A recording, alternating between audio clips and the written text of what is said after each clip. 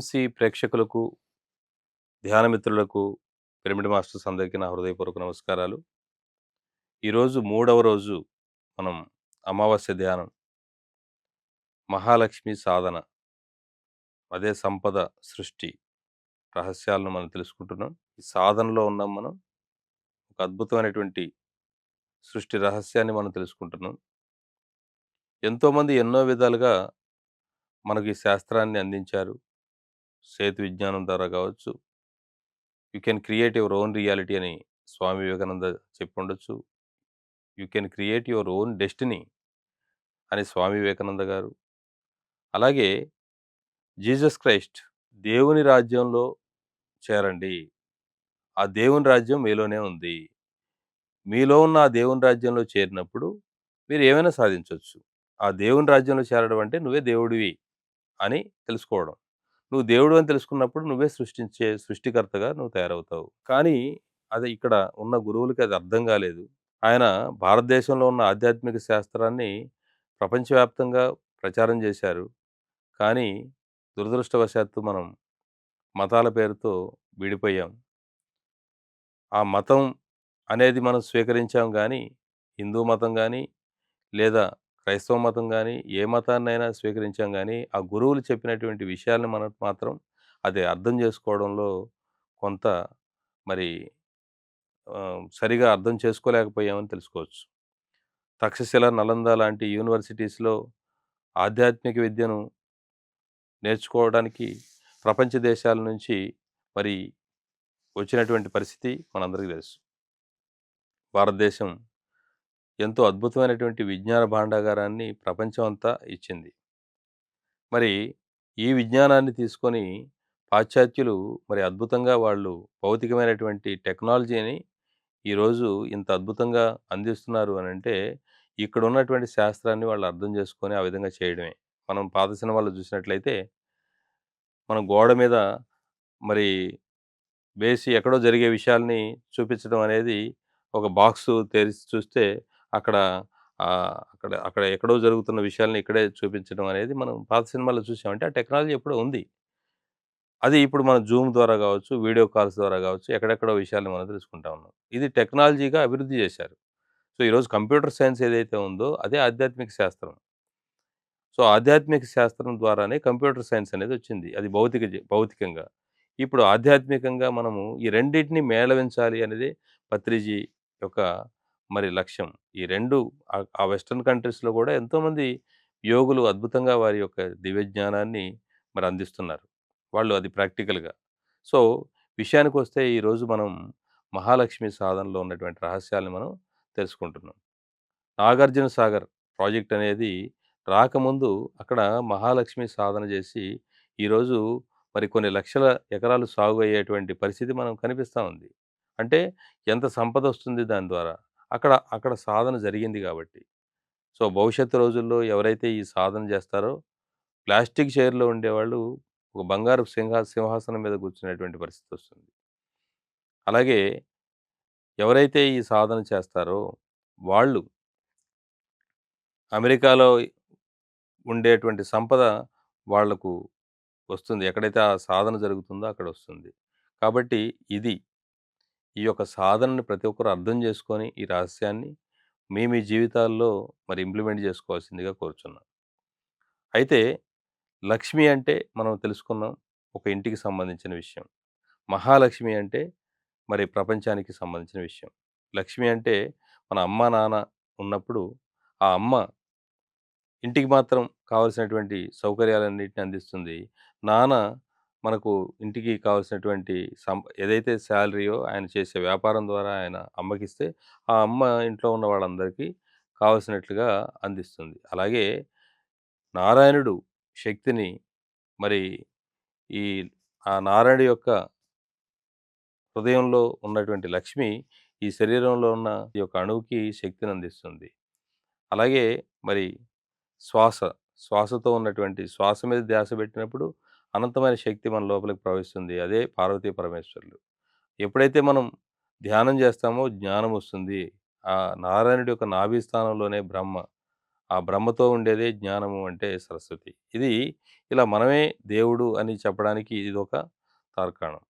మనం దేవాలయానికెళ్తాం. దేహో దేవాలయ ప్రోక్త దేవో జీవో సనాతన. సో, మనం దేవాలయానికెళ్ళినప్పుడు, ఆ దేవాలయంలో జరిగేటువంటి ప్రక్రియ అంతా గూడా నువ్వు దేవుడివి, నీలోనే అనంతమైన శక్తి ఉంది అని, నీలోనే ఆ దేవతలున్నారు అని చెప్పడానికి మరి ఎన్నో రహస్యాలు ఆ దేవాలయంలో ఉన్నాయి. ఆ దేవాలయం, ఈ దేహం ఈ 2 ఒకటే. మనం దేవాలయానికెళ్తే పురాతన శాస్త్రీయ పద్ధతిలో కట్టిన దేవాలయంలో ధ్వజస్తంభం ఉంటుంది. ఆ ధ్వజస్తంభం ముందు 33 కణుపులుంటాయి. మరి ఆ 33 కణుపులే మన శరీరంలో ఉన్న 33 బోన్స్. సో, ఈ యొక్క శరీర నిర్మాణం బట్టే ఆ యొక్క దేవాలయ నిర్మాణం జరిగింది. సో, మనం నిటారుగా ఎప్పుడైతే ఈ వెన్నుముకను నిటారుగా ఉంచినప్పుడు, అంటే ఎటువంటి బలవంతం లేకుండా రిలాక్స్‌గా, నిటారుగా ఉన్నప్పుడు ఆహ్, ఆ యొక్క ఆ బోన్స్ మధ్యలో ఒక అద్భుతమైనటువంటి పదార్థం రిలీజ్ అవుతుంది. తద్వారా మరి మనకు ఉన్నటువంటి అనారోగ్యాలన్నీ అంటే ఎప్పుడైతే ఈ ఈ యొక్క శరీరము వంగిపోయిందో అప్పుడే అనారోగ్యాలనేవి స్టార్ట్ అయినాయి.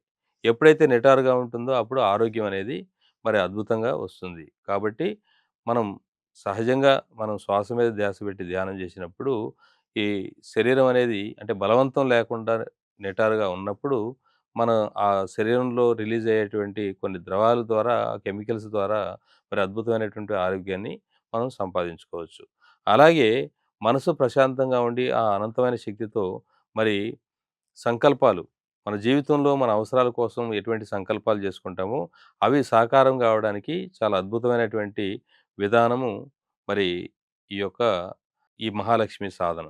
సో, ఇక శ్రీకృష్ణ పరమాత్ముడు మహాభారత యుద్ధాన్ని ఆయన చేసినప్పుడు ఆ ధర్మ సంస్థాపనలో భాగంగా అక్కడ ఉన్నటువంటి ఎంతోమంది వాళ్ళు మంత్రశక్తితోనే ఆ యుద్ధాలు చేశారు. అంటే వాళ్ళు అస్త్రశస్త్రాలన్నీ గూడా ఆ మంత్రంతోనే యుద్ధాలనేవి ఫిజికల్‌గా జరగలేదు. మంత్రశక్తితో ఆ యొక్క మరి యుద్ధాలనేవి అంటే ఆయుధాలన్నీ గూడా ఆ అస్త్రము అంటే మంత్రశక్తితో ఒక అస్త్రాన్ని క్రియేట్ చేసి అవతల వ్యక్తితో యుద్ధం. అవతల వాళ్ళు గూడా అలాగే. అంటే వాళ్ళు మహాభారత సమయంలో చంద్రనాడిని యాక్టివేట్ చేసుకొని వాళ్ళ అస్త్రాలు సంపాదించుకున్నారు. అలాగే త్రేతాయుగంలో మరి సూర్యనాడిని యాక్టివేట్ చేసుకొని అస్త్రాలని వాళ్ళు ప్రయోగించారు.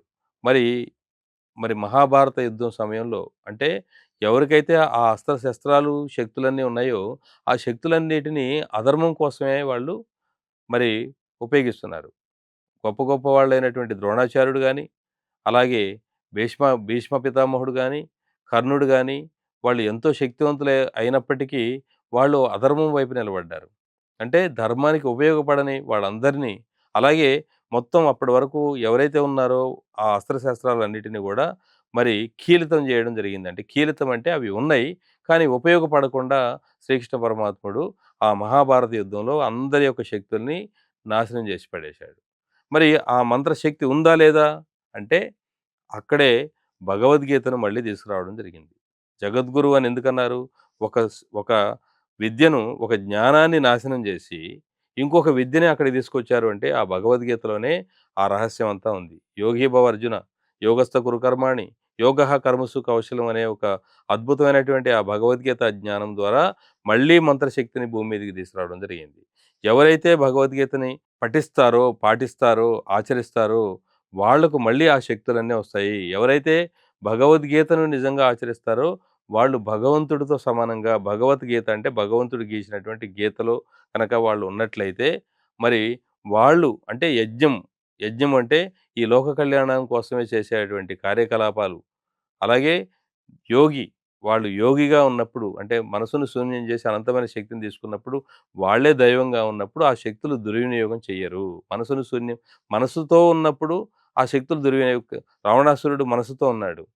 మరి ఆయనకున్న శక్తులన్నీ దుర్వినియోగం అయిపోయినాయి. అలాగే మరి వీళ్ళందరూ గూడా మనసులోనే ఉన్నారు. మనసు స్థాయిలోనే ఉన్నారు. కాబట్టి నాశనం అయిపోయినాయి. అదే మనసును శూన్యం జేసి శక్తిని సంపాదించినట్లయితే, ఆ దైవత్వాన్ని అర్థం చేసుకున్నట్లయితే, ఎవరి వినాశనాన్ని ఎవరు కోరుకోరు అని మరి శ్రీకృష్ణ పరమాత్ముడు ఆ యొక్క మరి భగవద్గీత జ్ఞానాన్ని అందించడం జరిగింది. అలాగే మరి షిరిడీ సాయిబాబా నా గురువుతో నేనున్నాను అన్నాడు. 12 సంవత్సరాల పాటు ఇక్కడే నేను నా గురువుతో ఉన్నాడంటే అర్థం ఏంటి? గురువుతో ఉండడం అంటే గురువు ఎక్కడికెళ్తే అక్కడికెళ్ళడం అని గాదు. గురువు అంటే శ్వాస. ఆ శ్వాసతో ఉన్నాను అని చెప్పడంలో దాని దాని యొక్క అంతరార్థం. అందుకే ఆయన పగలు రేయి ధ్యానం పరమాత్మనితో లేను అని జెప్పాడు. ఇలా ధ్యానము అనే దానికి ఎన్నో ఉదాహరణలు ఎంతోమంది చెప్పినా, అది అర్థం జేసుకోవడంలో లోపం ఉంది. అలాగే శ్రద్ధ, సబూరి. నువ్వు భౌతికంగా సాధన విషయంలో శ్రద్ధ చూపించాలి. ఫలితాలొచ్చేదానికి సబూరి. అంటే సహనం వహించాలి. అప్పుడు ఫలితాలొస్తాయి. ఇలా ఎన్నో మరి ఉదాహరణల ద్వారా మనం దానిలో ఉన్న అంతర్గతంగా ఉన్నటువంటి ఆ జ్ఞానాన్ని మనం అర్థం జేసుకోవచ్చు. ఇకపోతే ఈ సమయంలో మహాలక్ష్మి సాధన అంటే ఏం జేయాలి? మనము మహాలక్ష్మి అంటే అర్థం జేసుకోవాల్సిన విషయము ఏమిటి అంటే, మనం ఈ భూమి మీద 84,00,000 జీవరాశులున్నాయి. 84,00,000 జీవరాశుల్లో 83,99,999 జీవరాశులు వేరే. ఒక మానవ జాతి ఉంది. ఒక మానవ జాతి మినహా మిగతా అన్ని జాతులున్నాయి. అంటే 83,99,999 జీవరాశులు వేరే ఉన్నాయి. ఆ ఒక మానవ జాతి 800,00,00,000 పైగా ఉన్నారు. 800,00,00,000 పైగా ఉన్న మానవ జాతిలో మనం ఒకళ్ళం అందులో. శతకోటి లింగాల్లో బోడిలింగం. నేనే ప్రత్యేకం. నాకు మించిన వాడెవడు లేడు అనే ప్రతి వాళ్ళు అనుకుంటా ఉంటారు. ఇక్కడ ప్రధానమంత్రి ఉన్నాడు. లేదా ముఖ్యమంత్రి ఉన్నాడు. ముఖ్యమంత్రి నాకు ఫ్రెండ్ గావచ్చు. లేదా ప్రధానమంత్రి నాకు ఫ్రెండ్ గావచ్చు. మా నాన్నే అయ్యుండొచ్చు. మా నాన్న నాకు ఉద్యోగం ఇవ్వడం కోసం ఆయన ప్రధానమంత్రి గాలేదు, ముఖ్యమంత్రి గాలేదు. నాకు ఫ్రెండ్ అయినా, నాన్నైనా, ఎవరైనా, నా బంధువైనా, నాకు ముఖ్యమంత్రి పదవి నాకొక ఏదో పదవి ఇవ్వడం కోసం ఆయన లేడు. మరి ఆయన ఉన్నదెందుకు అంటే, ఇక్కడ ఈ భూమి ఈ ఈ భారతదేశంలో ఉన్న 130, 140 కోట్ల మందికి ఆయన జవాబుదారీ. వాళ్ళందరి యొక్క శ్రేయస్సు కోసం పనిచేసేవాడు ప్రధానమంత్రి. అలాగే ఈ రాష్ట్రంలో ఉన్నటువంటి 4,00,00,000 మందికి మరి కావాల్సిన పనులు ఆఫ్‌కోర్స్ వాళ్ళు చేస్తున్నారా, చేయట్లేదా అనే విషయం గురించి నేను మాట్లాడట్లేదు. వాళ్ళ బాధ్యత మాత్రం వీళ్ళందరికీ. అలాగే భగవంతుడి యొక్క బాధ్యత ఇంతుంది.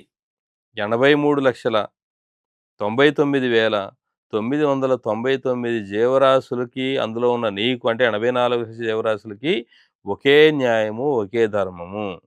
కానీ మానవుడు ఏమనుకుంటున్నాడంటే, నేను శక్తివంతుడిని. నేనేం జేసినా సరిపోతుంది. కాబట్టి అది అర్థం జేసుకోవాలి. పత్రిగారు ఎందుకు జీవహింస చేయగూడదు అన్నారంటే, ప్రతి జీవిని గూడా నీ తోబుట్టువులాగా, నీ మిత్రుడిలాగా నువ్వు చూసుకోవాలి. ఒక పెద్దన్నయ్యలాగా నువ్వుండాలి. కాబట్టి ప్రతి జీవరాశిని నువ్వు స్నేహంతో ఉండాలి. ఎవరి పట్ల నువ్వు హాని కలిగించకూడదు. అలాగే ఖనిజ సామ్రాజ్యాన్ని, జంతు సామ్రాజ్యాన్ని, మానవ సామ్రాజ్యం ఎవరితోను గూడా నువ్వు ఎటువంటి విభేదాలు లేకుండా ప్రేమపూర్వకంగా అంతా ఒకటే అనే ఒక దృక్పథంతో నువ్వుండాలి. That is main point. ఆ విధంగా ఉంటూ, నీతో నువ్వు, నిన్ను నువ్వు ప్రేమించుకోవాలి. అలాగే నీవు మహాలక్ష్మి అంటే సేవ. ఒక షిరిడీ సాయిబాబా ఆయన సేవ జేశాడు. ఆయన జీవితం అంతా. మరి ఎక్కడ సంపదంతా ఆయన దగ్గరకొచ్చింది. ఏది గావాలంటే అదొచ్చేది. పత్రిజీ మన కళ్ళ ముందు చూసాం మనం. ఓషోని జూసాం. వాళ్ళు ఏది సంకల్పిస్తే అది. ఒక మెగా పిరమిడ్ గావాలంటే అది అయిపోతుంది. లక్షల మందికి భోజనాలు గావాలంటే అది అయిపోతుంది. బెంగుళూరు పిరమిడ్ గావచ్చు, మరి కడతాల్లో పిరమిడ్ గావచ్చు, అలా పేరవరం గావచ్చు, ఇన్ని ఈరోజు మరి ధ్యాన జగత్తు, శాకాహార జగత్తు, పిరమిడ్ జగత్తు మనందరికీ తెలుసు. ఇంతమంది పిరమిడ్ మాస్టర్‌ల యొక్క అభిమానాన్ని, ప్రేమను చూరగొన్నారంటే మరి వారి యొక్క అపారమైనటువంటి ప్రేమ, అపారమైనటువంటి జ్ఞానం. సో, సంకల్పం, మహాలక్ష్మి సేవ అంటే ఆధ్యాత్మిక సేవ. ఏది ఉన్నతమైన సేవ అంటే అన్నదానం మహాపుణ్యం అంటారు. అన్నదానం చేస్తే 6 గంటలుంటుంది.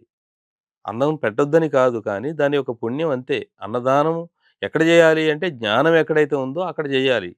దానివల్లొచ్చే పుణ్యఫలం వేరు. కేవలం అన్నం మాత్రమే పెట్టేటువంటి పుణ్యఫలం వేరు.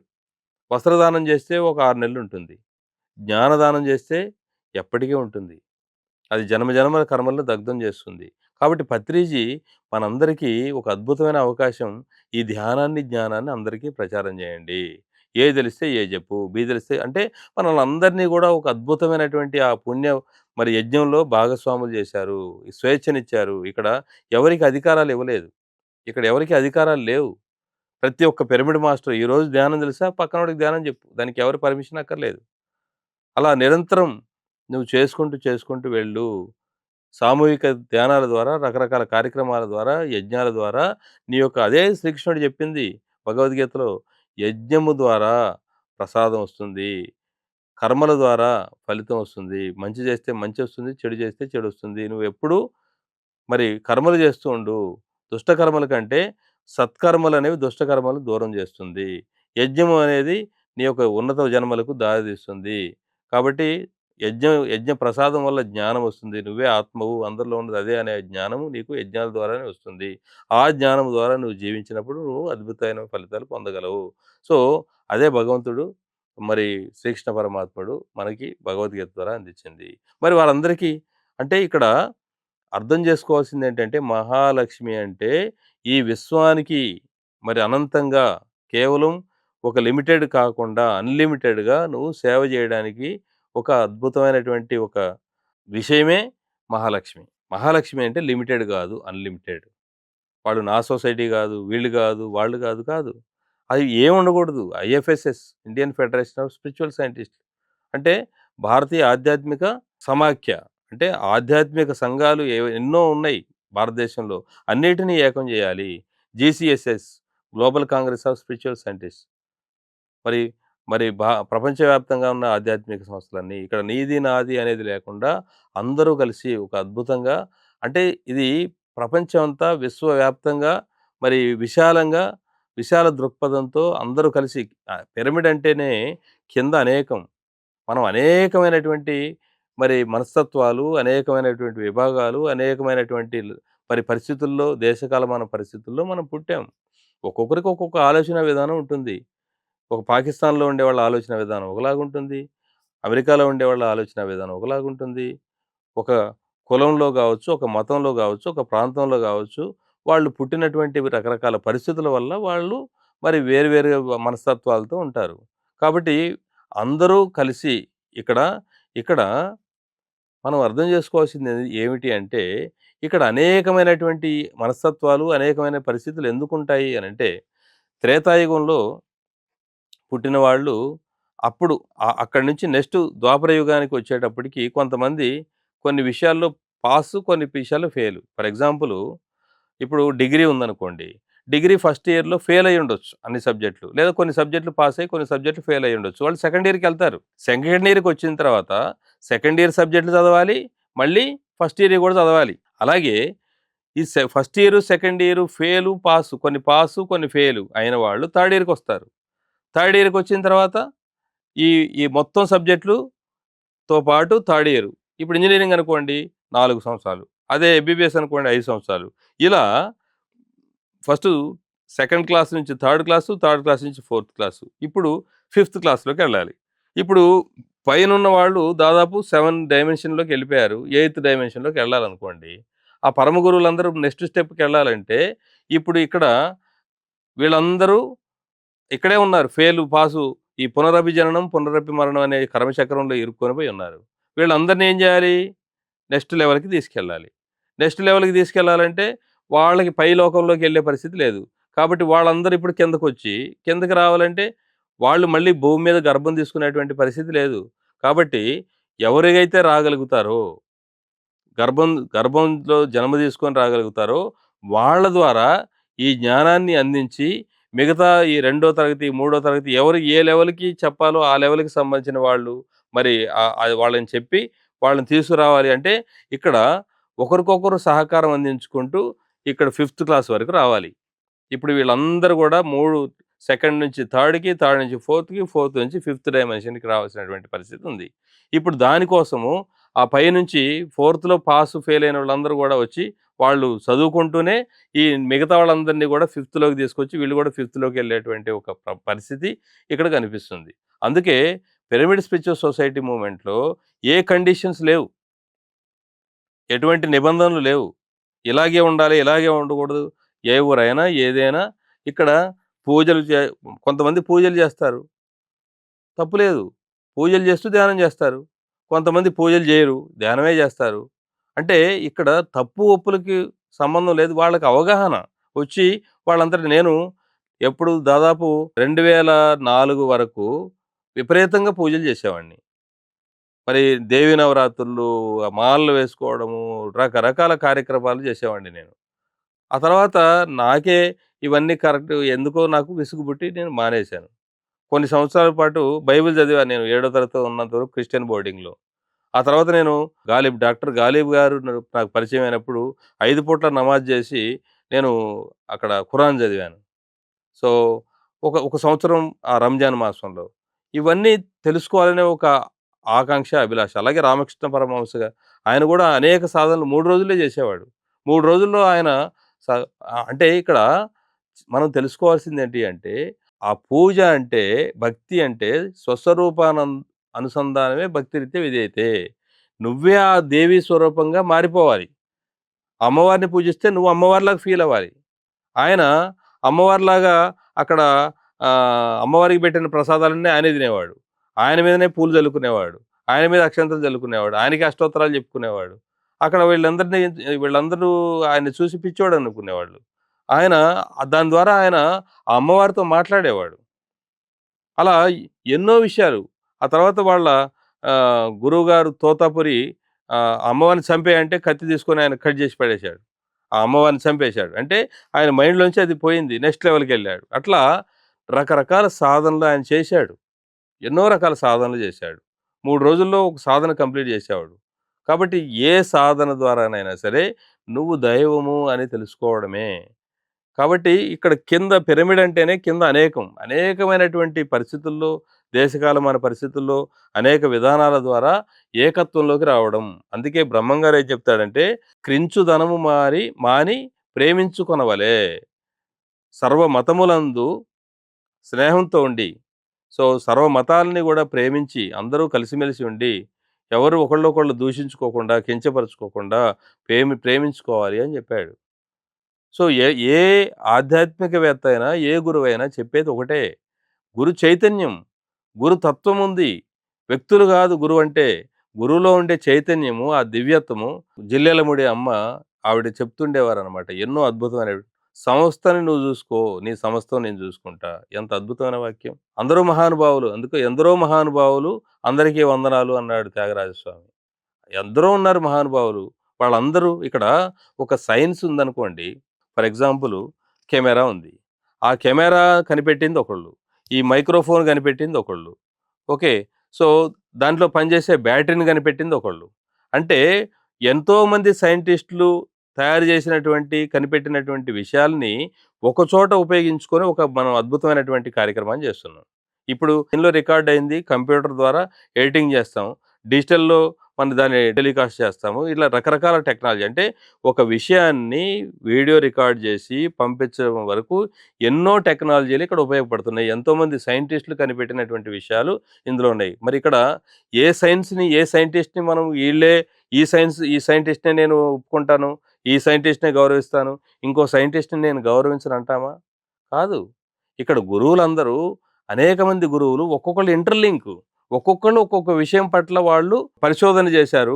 దాన్ని ఈ భూమి మీదకి తీసుకొచ్చారు. అందరిలో ఒక్కొక్క లింక్ ఉందనమాట. అందుకే పత్రిగారు అందరి గురువుల దగ్గర నుంచి పత్రిగారు ఏం చెప్పారంటే చాలా క్లియర్‌గా, నేను చెప్పిందే వినండి అని ఎప్పుడు చెప్పలేదాయన. అందరి గురువులు ఈ భూమి మీద లక్షల మంది గురువుల యొక్క జ్ఞానాన్ని, ఆ జ్ఞాన సారాన్ని మిక్సీలో వేసి కొట్టి, నేను దానిలోంచి 2 డ్రాప్స్ తీశాను. ఒకటి శాకాహారము, 2 ధ్యానము. సింపుల్.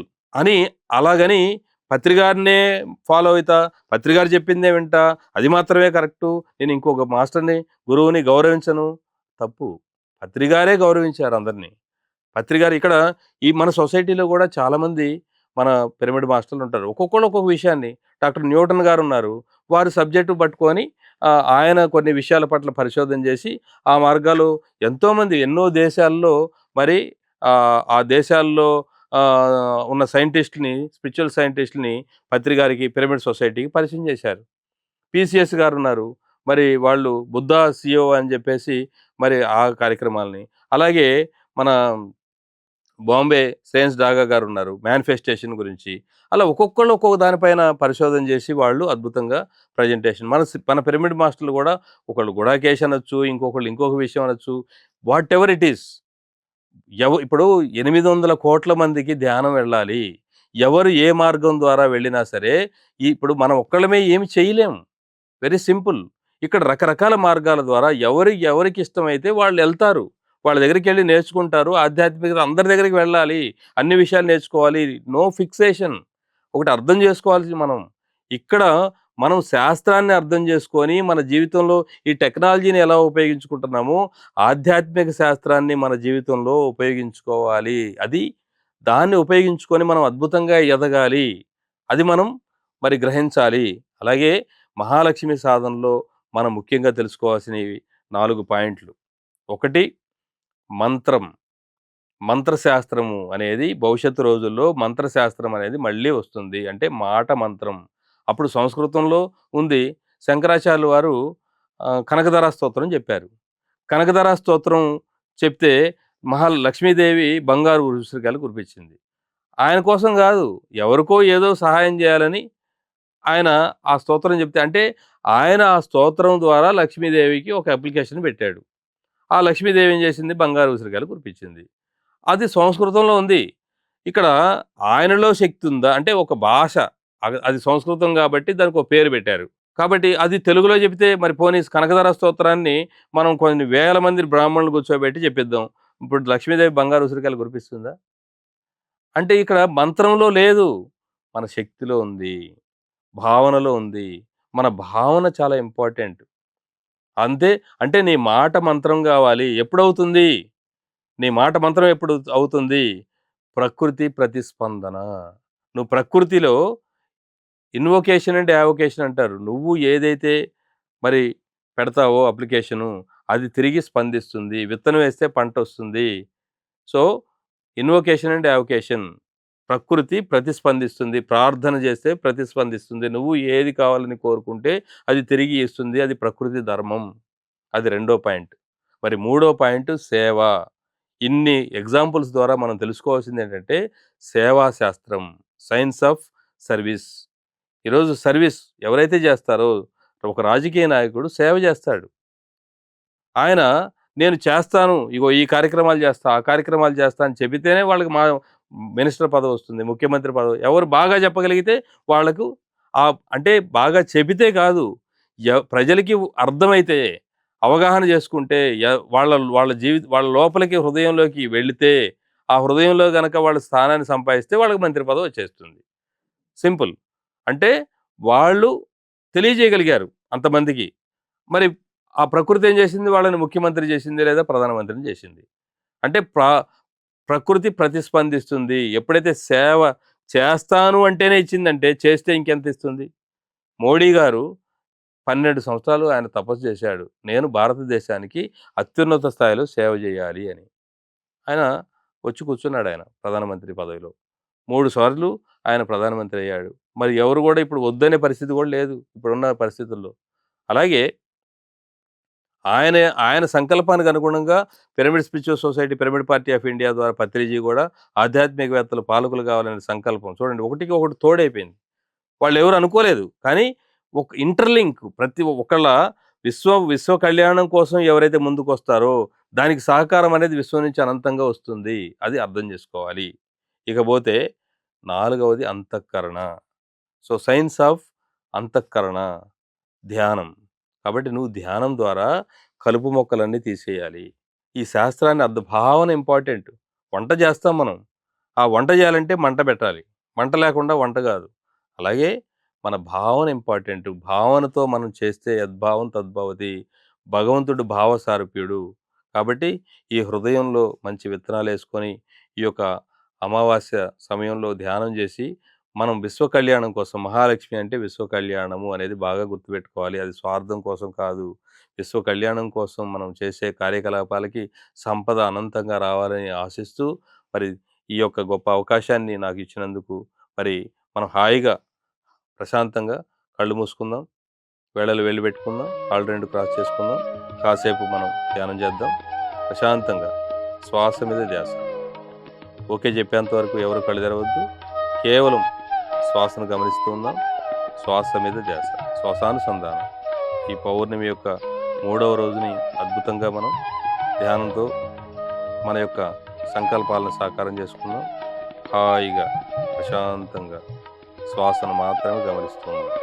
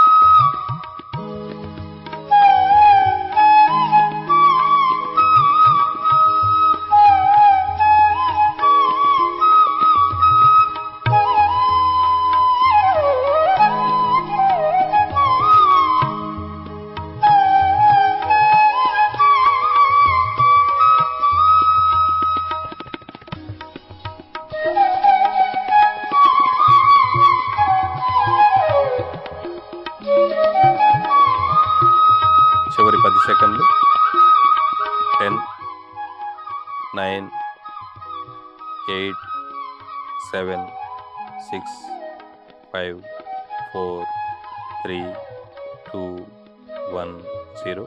నెమ్మదిగా 2 చేతులు కళ్ళ మీద పెట్టుకొని నెమ్మదిగా 5, 4, 3, 2, 1, 0. నెమ్మదిగా 2 చేతులు తీస్తూ నెమ్మదిగా కళ్ళు తెరుద్దాం. గట్టిగా క్లాప్స్ కొడదాం. Thank you.